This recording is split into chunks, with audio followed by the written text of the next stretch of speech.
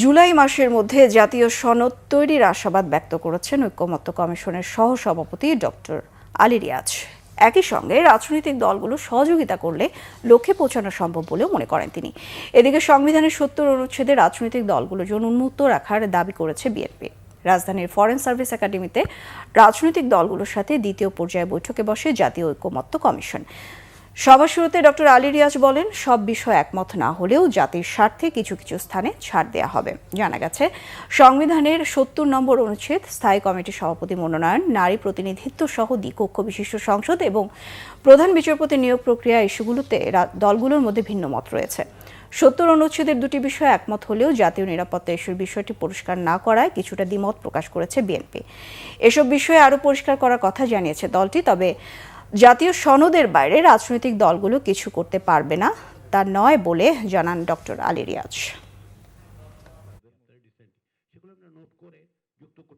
জাতীয় ঐকমত্য যে সনদ তৈরি হবে, সনদের বাইরে রাজনৈতিক দলগুলো কিছুই করতে পারবে না, এরকম কোন রকম ইম্পোজিশন কোনো ডেমোক্রেটিক পলিটিক্সে হইতে পারে না।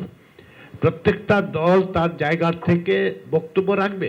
জনগণ যদি তাদেরকে দেয়, তো স্পিরিটের বিরুদ্ধে যাচ্ছে কিনা, যেটা ডক্টর মোস্তাক বলছে, স্পিরিটের বিরুদ্ধে যাচ্ছে কিনা, সেটা হচ্ছে বিবেচনার বিষয়। সেটা আপনার রাজনৈতিকভাবেই মোকাবেলা করতে হবে। আমরা তো আশা করব যে স্পিরিটের বিরুদ্ধে যাবেন না, কারণ এতগুলো মানুষের প্রাণ, এত আন্দোলন, এত সংগ্রাম, এত নির্যাতন, এত নিপীড়ন, গুম খুন, তারপরে একত্রে আমরা মাসের পর বসলাম, তারপরে যদি স্পিরিটের বিরুদ্ধে কেউ কিছু করেন, তাকে পলিটিক্যালি ফেস করতে হবে। এটা তো কিছু করার নাই।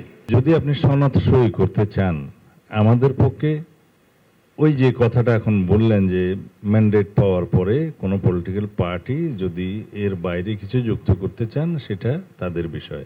এটা হলে আমরা ঠিক আছে।